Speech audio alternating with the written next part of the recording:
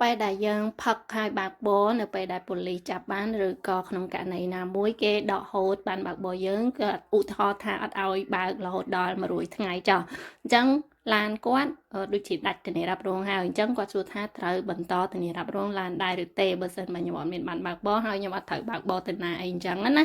ចាករណីហ្នឹងគឺយើងត្រូវតែបន្តធានារ៉ាប់រងឡានហ្មងព្រោះអីធានារ៉ាប់រងឡានគឺជាទំនួលមួយដែលយើងត្រូវធ្វើបើសិនជាមិនធ្វើទេគឺគេផាកពីនេះយើងផាកពីនេះគឺអាចផាកច្រើនរហូតដល់900000